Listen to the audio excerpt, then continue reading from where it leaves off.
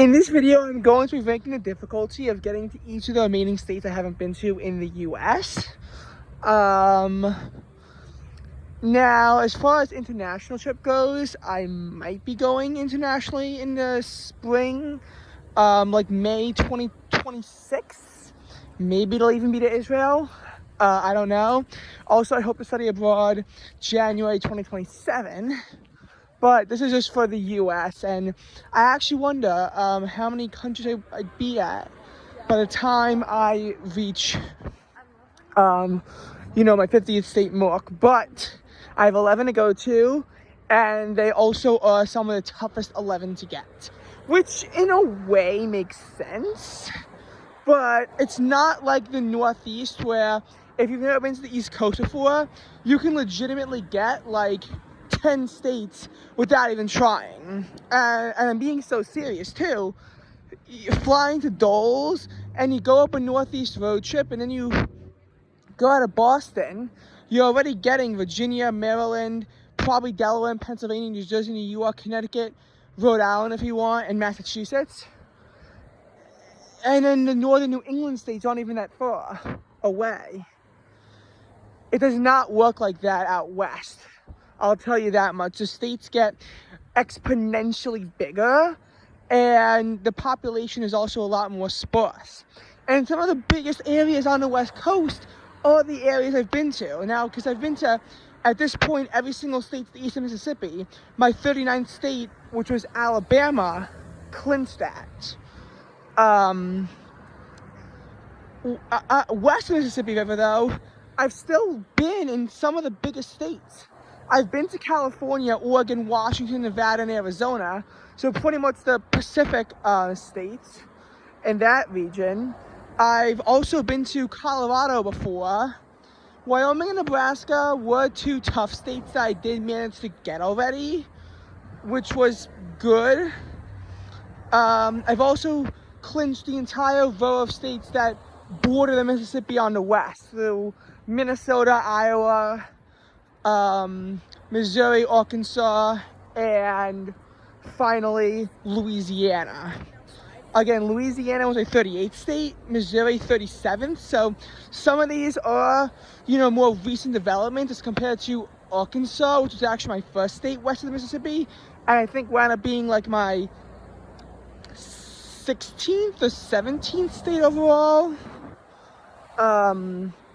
But basically, a lot of the easy ones are knocked out. It's most of the tough ones that remain. We have a tentative vacation plan for January 2026 to knock out a few states. This plan has us going, starting either Minneapolis or Des Moines, and then going through Missouri. So I had 3 states I've been to, but then it has us going through Kansas, Oklahoma, and Texas, 3 states I have not been to. That'll bring it to 42. New Mexico is tentative, and that is 43, but when we rank the difficulties, you'll see why it's not as easy as you think. And I should probably list the 11 states I've never been to before. So from east to west, the states I've never been to before: Texas, Oklahoma, Kansas, North Dakota, South Dakota, New Mexico, Montana, Utah, Idaho, Alaska, Hawaii. So it's those 11. And the toughest state to get to may not be the one that you're thinking of. The easiest state is probably Texas. Because even if we assume this vacation plan busts and we can't do anything, it's not that hard to get to Texas. I doubt the AMS at UD Club is doing it, but they do have an AMS conference in Texas in January, so if I somehow can go to that, not that I was in Tobos for my school, but they actually did a trip, to Texas. So Texas is a place where activities might legitimately do trips to, or there's a chance I get invited to a conference in Texas. Again, not saying it's super likely, but just acknowledging that it's a possibility. Not only that, but there's just so many major cities in Texas that you can go into from, like Houston or Dallas or even San Antonio. Getting to Texas is not that much of a problem.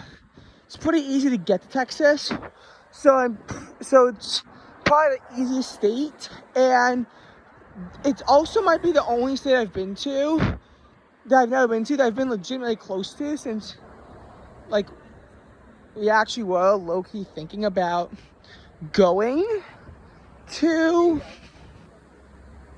Texas back in like 2018, but the trip never panned out. The only other states that we were seriously debating going to that we never went to, that we were thinking about to a degree, was Montana and North Dakota. Basically, for the summer 2020, we had 3 trips proposed to Canada. We had Seattle to Vancouver, we had Montana with Glacier National Park to Calgary, and then we had a Minneapolis to Winnipeg idea that would involve us cutting through North Dakota. COVID happened, so the trip wound up being delayed until 2022, and we wound up picking Seattle, Vancouver, because at this point I was looking at colleges, and I was really interested in the University of Washington, which I low-key almost went to. But anyway, we went there since it was the easiest and also the most practical to go to. So the Montana to Alberta idea never happened. Never been to Montana or Alberta. I've never been to Manitoba or North Dakota either, but I have been to Minnesota. Even though that took until August of 2023, it did happen eventually.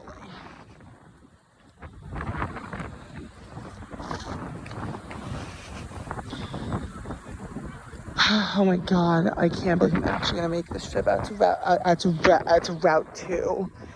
This is so insane. This is like also like around the edge of the UD campus.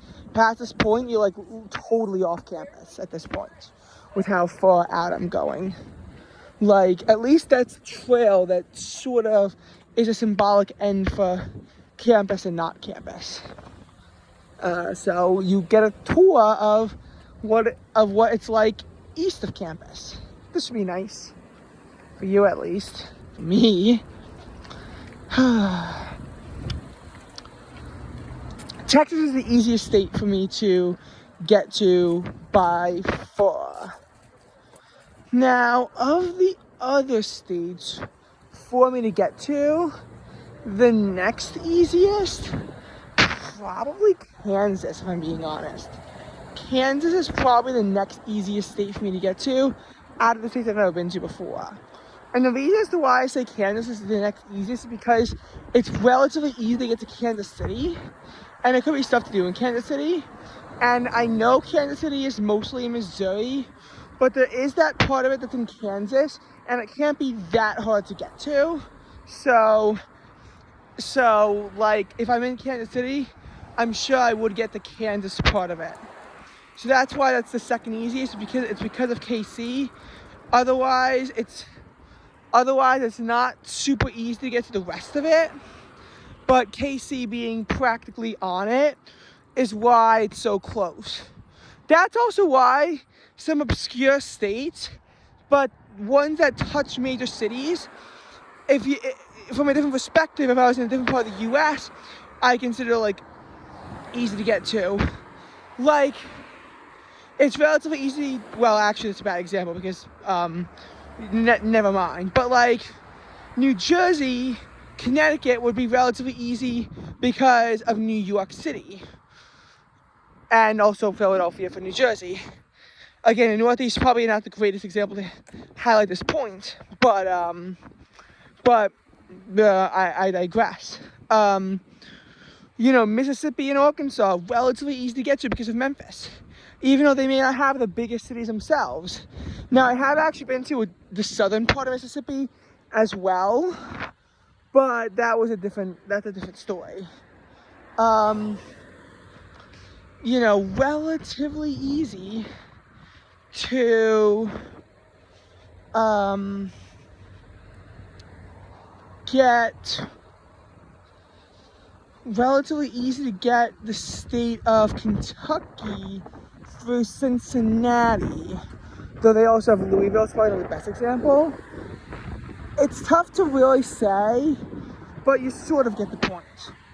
KC being close to a major city gives it a boost. It makes it easier to get to, especially with the way that it straddles along. That's why Kansas has got to be in the number 2 spot. And in the number 3 spot, I'm going to go out there and say Utah. Just because I know that there are at least some direct flights from New York City to Utah. Whereas I'm not sure if New York City has direct flights to either Sioux Falls or Fargo, and I'm kind of assuming that they're not. And I'm pretty sure New York doesn't have direct flights to Oklahoma City either. But Utah at least has direct flights from Salt Lake City. So at least there is, you know, that kind of aspect of, okay, it's not too unreasonable to get to Utah if I wanted to.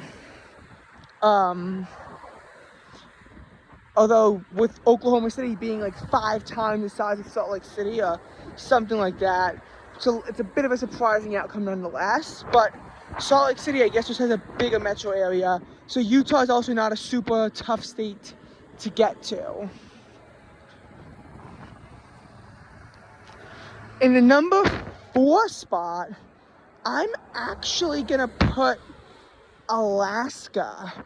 And I know this surprises you, but at New York and Newark, or one of the metro airports, actually has a direct flight to Alaska. It's 10 hours, so it's hell. But, you know, in that perspective, it's not that hard to get to Anchorage. I just said get to the state. I never said where in the state you had to go. And I feel like New York does have direct flights to Honolulu as well. I'm not sure if you have to connect in LAX. Because I thought you had to connect in Seattle at first to get to Alaska. Turns out you don't. I'm pretty sure New York has at least some direct service to Honolulu. So that would actually be Hawaii at number 5 for me. Again, getting between the islands of Hawaii might honestly be tougher than traveling across Alaska. But I just said getting to the state. Some of these states that are lower on the list are actually not that unreasonable to get across the state. They're just tough to get to the state itself. Because for the final 6 states, I legitimately don't know if there's any flights direct from these areas. I just don't. I'm not sure about Boise. I'm not sure about Fargo. I'm not sure about Sioux Falls. If they are, I feel like Honolulu has more service. And again, if I'll check after. I'll leave a. I don't know if someone comments that you can't fly direct from New York to Honolulu. Pretty sure you can, but it's like a lot of these. Well, I'm not sure about Billings. A lot of these, I have so many question marks about it. No, you can't to Albuquerque. So then we have to kind of assess based on where you are relative to locations you can fly directly into. And yeah, the results are interesting. So once you're looking at it from that perspective, you have to sort of think just how far you have to go to get across certain areas. And the Dakota Sisters, pretty far from another major city, but they're not unreasonable. They're kind of middle of the road. But they're not number 1. Honestly, the easiest state I've even gotten to at this point might genuinely be Idaho. Because Idaho is only about 2 hours out of Salt Lake City. And it's also, from the Oklahoma border to KC, it's also only about 2 hours. So you could reasonably put Oklahoma at 6. It's not that tough to get to Oklahoma, even if there's no direct flights out of OKC, just by virtue of, you're not too far away from Kansas City. And also, I'm pretty sure Dallas is also really close. So actually, put Oklahoma at 5, move Idaho down to 6. So this leaves the final 7 of the Dakotas, Montana, New Mexico. Wait, that's only 4. Did I mess this up? I know I put Texas as 1 and Kansas as 2, and Utah as 3. I believe Alaska and Hawaii were 4 and 5 respectively. Then I put Oklahoma at 6 and Idaho at 7. So it's New Mexico that I still have left. The Dakotas, and Montana. Okay, this makes no sense. The next up, I'm gonna put the Dakota Sisters. It's really tough to get to, don't get me wrong. Both of them. And they're sort of tied because I think out of Minneapolis, South Dakota is closer, to an extent. But North Dakota, at least I-94 does go directly into North Dakota. So it's tough. That's about like a pretty demanding 4 to 5 hour drive. But it's not like the same as South Dakota, where you have to legitimately switch highways. I might put South Dakota ahead of North Dakota because of that, of the fact that it's closer from Minneapolis, and also the fact that from the south, I-29 from KC, obviously you'd want to be closer, and South Dakota's closer from that perspective. Also, Des Moines, which you can fly direct into, obviously closer to South Dakota, although that involves going on a bunch of rural roads in Iowa. Or maybe you actually could take I-80 to I-29. Either way, it's not great, no matter what option you take. It's pretty bad no matter what. But I think South Dakota is better than North Dakota, since you at least have more options. North Dakota is pretty much either Minneapolis or Winnipeg, which I think is actually only about 2-ish hours away. But then there's also the aspect of you're literally crossing an international border, and that can't be fun. All right, next up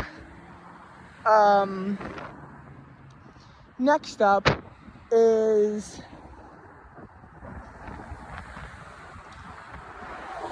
Montana. And Montana is only about a 4-hour drive from Salt Lake City. It's just that the roads you have to take to kind of cut through that area. I mean, I-15 might do it. It's not great. There's also the winter aspect. And even then, you're kind of still in the middle of nowhere. Even once you get there. Still kind of in the middle of nowhere. But I think by far the hardest is New Mexico. You can't fly direct into New Mexico. You have to connect somewhere. You can't fly direct into El Paso. It's gotta be a good oh look, CSX rail line. It's gotta be a good 4 to 5 hours from Arizona. And from any part of Texas, if you're trying to get there, that's gotta be at least 5 to 6 hours. I think New Mexico might actually be generally the toughest state to get to, but I haven't been to yet. I think.